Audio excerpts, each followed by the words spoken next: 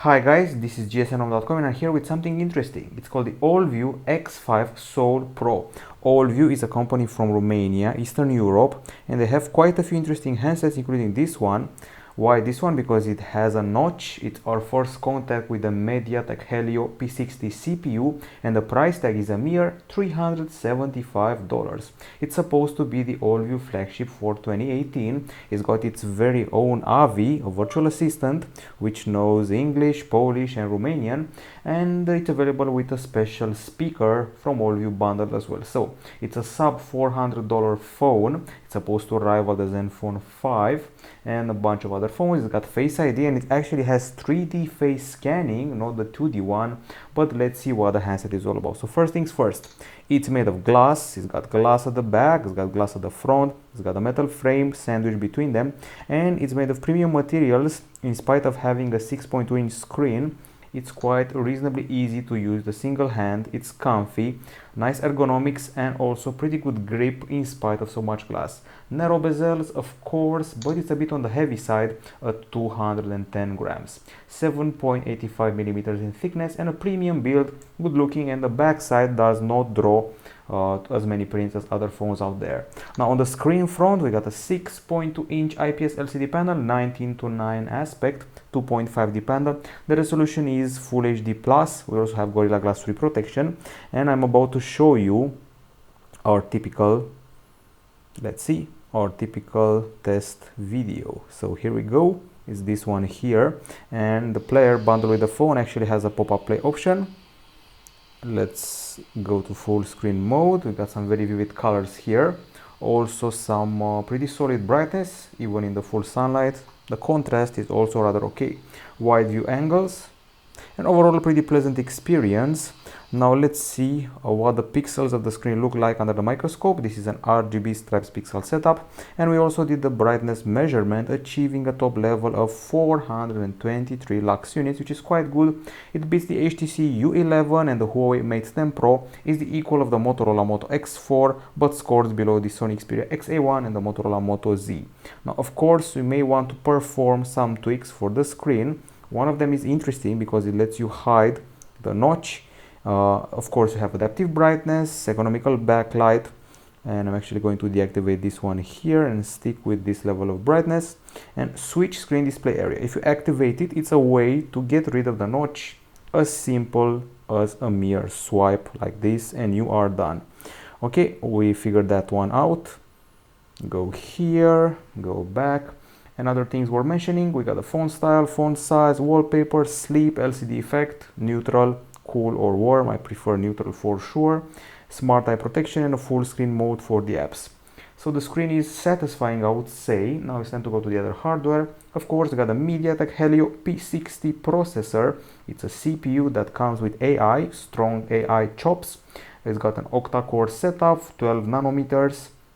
The GPU is a Mali G72 MP3. We also have 4 GB of RAM available here, plus 32 GB of storage. Micro SD card slot of the SIM, of the hybrid variety, so it's micro SD or SIM, choose one. There's no lag. The device is actually pretty snappy at all times. I had zero objections in that regard.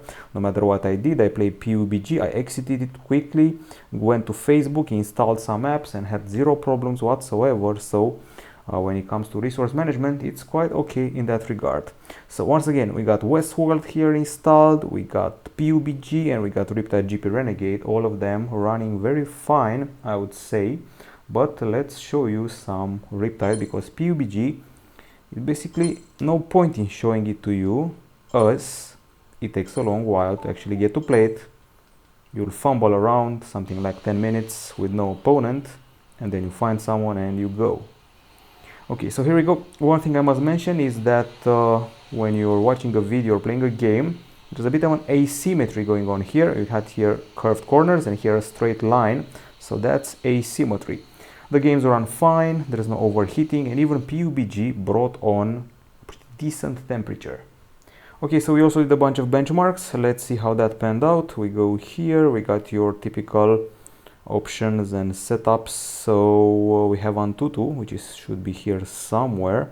Here we go. This is Antutu 6. In this test, we scored past the Zenfone 5 and the Galaxy A8 2018, but below the Nokia 7 Plus and below the Huawei P9 Plus.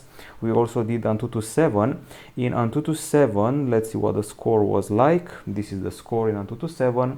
It's above the Asus Zenfone 5, the Xperia X82 and the Motorola Moto X4, but also below the Nokia 7 Plus.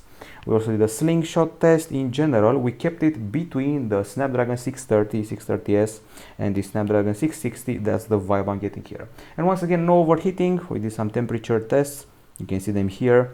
39.9 degrees Celsius achieved in the game, and also 35.7 achieved in GFX bench, so no overheating. On the battery front, lithium polymer, 3000 mAh, and we did a video playback test first.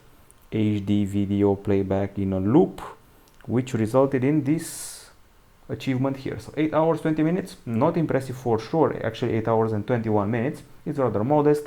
It beats OnePlus 3 and the Huawei P9 Lite, scores below the Nokia 6.1 and Xiaomi Mi A1. The other test is the PC Mark 1, 7 hours 9 minutes. It's, I would say, okay-ish.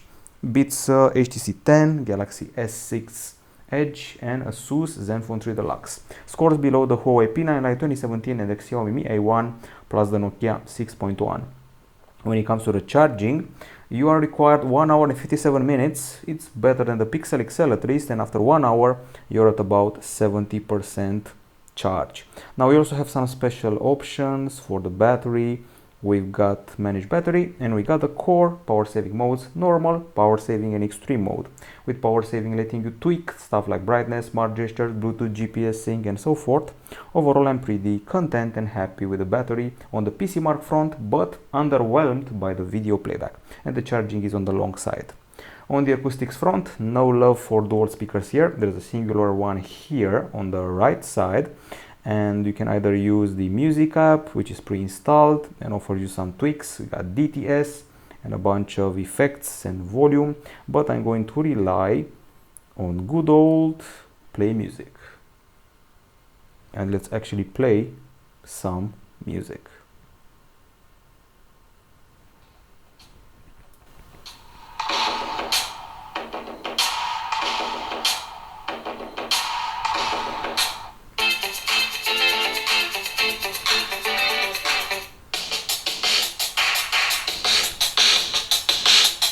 The good news, you will not cover the speaker in landscape mode when you're playing the game or watching a movie. That's the good news.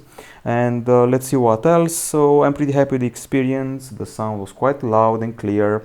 The back vibrates a bit. The bass was okay. The high notes and the voice were also pretty cool in my book. There's FM radio in here. You can see it. The headphones are rather generic, but they're pretty comfy, have a decent volume, and the bass was, I would say, just okay. Interestingly, this device doesn't have an audio jack. It has just USB Type-C, but the bundle headphones come with an audio jack and also with a bundle adapter, so things check out in the end, but only with adapter. Now when it comes to the decibel meter test, we use that. Let's see what came out. So the first test is the acoustic sample one, 87.7 decibels. It's superior to the Xiaomi Mi 6 and also the Huawei Mate 10 Lite and the Galaxy Note 8 even, but inferior to the Allview X5 Soul Infinity Plus and even the Xperia L1. Now we did another test. This one was done with the Riptide GP Renegade, 101.6 decibels. We actually achieved 102.6 in other test, basically above the Sony Xperia X82, Nokia 7 Plus, but below the Motorola Moto F4 and Nokia 8. Now on the camera front, things are pretty good. So at the back, dual camera with LED flash, 16 megapixel and 5 megapixel working together, autofocus, f2.0 aperture, bokeh and AI recognition of scenes. At the front, 16 megapixel shooter, f2.0 aperture. I have to say the camera takes pictures pretty fast. We also have a pro mode with exposure, white balance, ISO, shutter and focus, panorama, group selfie, and of course bokeh. I will not get into that. I will get into the special samples I prepared here in the best pics folder. Let's check them out. Okay, so I'm going to start off with the food shot. I'm pretty happy with the texture we got here. Also, you can see the oil glistening on the food, which is nice. Loving the color calibration and the brightness of this thing. So when it comes to outdoor shots, we took very close close-ups for sure. got some pretty nice details including in landscape shots, pretty well calibrated colors, and we also played with bokeh quite nicely. I would say the bokeh is superior to the Motorola Moto X4 and the Nokia 7 Plus. A nice way of having dynamic range here. This is an area with the shade, this is an area with sun, and the phone handled them like a champ. So nice dynamic range, nice colors and clarity. For a sub $400 phone, it handles things like a champ. I know the sky here looks odd, but if you activate HDR, it gets rid of the problems. Nice colors again, and the selfies were okay when it comes to the hair texture, skin texture and color, clarity of the eyes. Things check out pretty well. Not on the level of details of an Xperia XA2, but at least it focuses better and achieves a better background than the Xperia XA2 Ultra. Bunch more close-ups here. Some were actually wallpaper worthy, I would say, so this is a bit of a pleasant surprise. It's able to easily equal the Samsung Galaxy A8 2018, Nokia 7 Plus, Motorola Moto X4 and other high-end mid-rangers, Zenfone 5 included, with excellent results.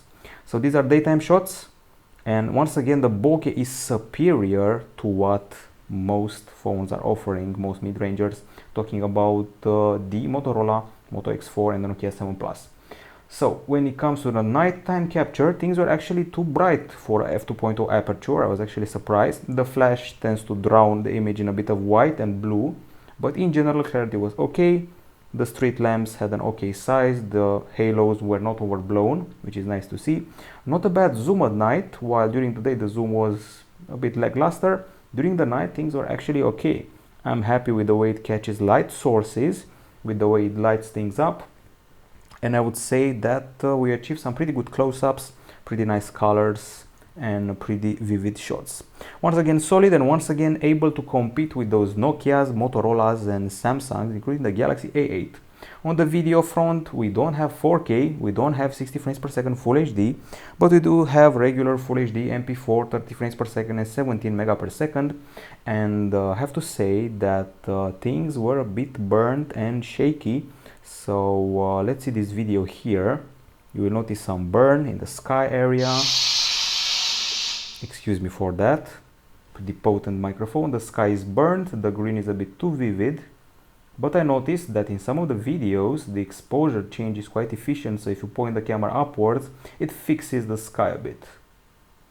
Okay, so there's that. A bit burnt and also a bit shaky. Okay, exposure change. Talking about shaky, I filmed in motion, walked around, trying to see if the stabilization, the electronic one, is any good. It's actually not that good, but at least we don't have a problem with the refocusing as some phones out there do. When it comes to the details, if you look at the trees and at the leaves, they're pretty underwhelming.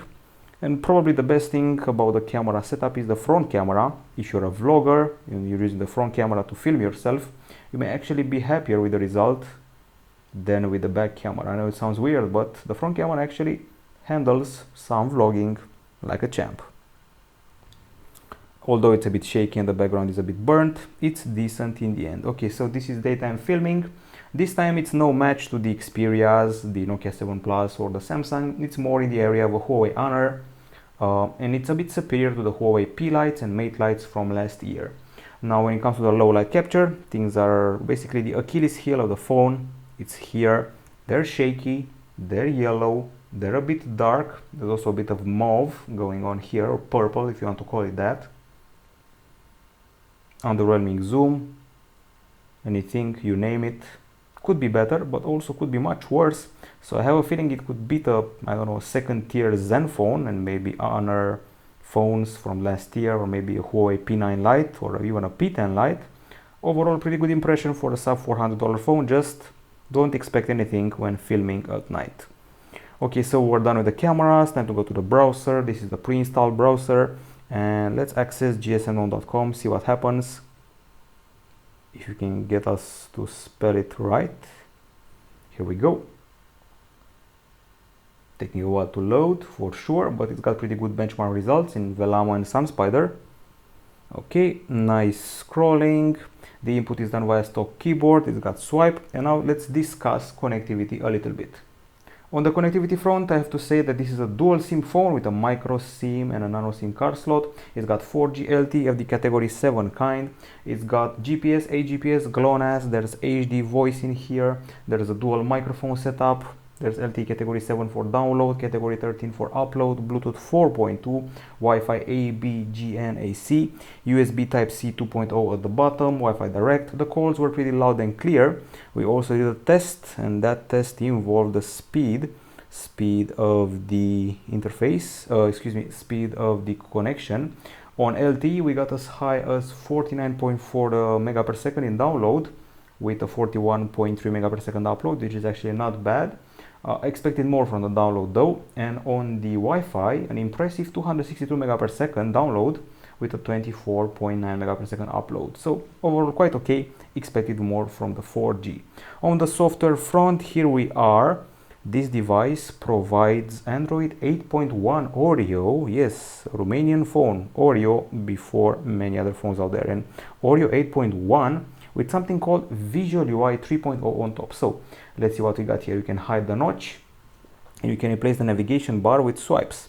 So suppose you go here, you press this, and now this is the home button, this is the multitasking, a swipe up, and of course this is the back. You've been replacing those buttons with swipes. Pretty nice feature to have here. Other things we're mentioning, well, multitasking is done via carousel, and you can also go with a split screen, so put the music here and maybe do something else like, I don't know, web browser, and that's it. That's split screen in a nutshell. Keep the home screen pressed, you'll be triggering wallpapers, arrange, search, settings, widgets, bunch of effects and other typical options. The drop-down portion includes notifications and of course quick settings, including the very useful screen recorder, useful for gamers to record their gameplay sessions, including once again PUBG. I've played it on the phone, it runs just fine. When it comes to the settings, you actually have a useful feature here. It's called Features. It highlights what's special about the phone. Data clone, Face ID, front camera bokeh, group selfie, selfies album, main camera bokeh, notch screen, and by the way, it has wireless charging thanks to the glass back. Now, special features, well, there are many of them. Display, navigation bar, do not disturb, security, app multi-open, multiple accounts of WhatsApp are available. More settings, you got your smart gestures here. Pretty typical. Suspend option, a floating button, use the handset with gloves on, and of course I will tackle the security, which can be set up via Face ID or fingerprint. I'm going to test the fingerprint right now. Okay, the fingerprint scanner is placed at the back. Place the finger here. The setup takes about 15 steps tops, and the scanner is pretty accurate. Okay, we're done.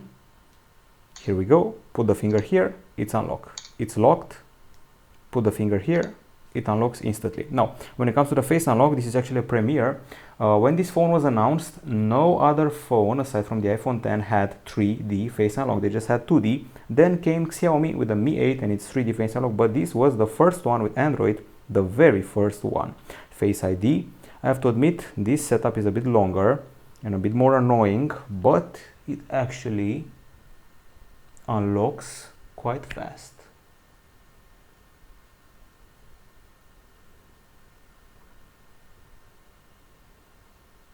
Okay, it's still recording. 100%, something like 20 seconds or so. It uses infrared for that. Now let's check it out. So, okay, pressing this. You will not see it unlocking right now. It doesn't see my face, but then, and again, recognize my face in an instant, just as fast as the Zenfone 5. I would say they're equals. Now when it comes to the applications, the pre-installed one, typical package. You got your Compass, you got your Google apps, you got your File Explorer, you got Notes app, you got the Play Store, you got the System Manager, the Cache Cleaner, App Manager, Echo Mode, Traffic Monitor, and the weather plus YouTube, something called Tour Avi, it's a touristic app. And of course we also have the virtual assistant made by Allview, it's called Avi. You can display team scores, it can read you the news, the calendar, the TV program, and it can show you activities. You got your alarm, to-do list, it can play stuff from YouTube, it can navigate to a destination, open up stuff, turn on the flashlight, tweak the volume settings. Right now it's looking for the weather. It's a bit hit and miss at times. What holiday is there today? Here is what I found. Okay, I have to admit in Romanian it's a bit more efficient. Oh my god, you can sing Despacito. Let's get rid of that. You can do a Facebook post, take a picture and things like that. It's a work in progress, but Allview wants to have its own virtual assistant, and who can stop them? Okay, so this was Avi. We counted the apps, 37 of them. Let's go to the pros and cons. On the pro side, the price here is very hard to beat, I'll admit it. Sub $400 sounds pretty nice. It's a nice looking phone, possibly the best looking from Allview yet. It's got some solid pictures with the back camera, especially the bokeh and the colors and the close-ups. It's got a pretty loud volume for the speaker here, also not bad headphones. It's got a good looking screen, color-wise, brightness-wise. Nice performance, and the fact it runs PUBG certainly makes it charming. It's got wireless charging, it's got a fast face unlock, it's got a pretty okay battery, in PC mark at least. Audio 8.1.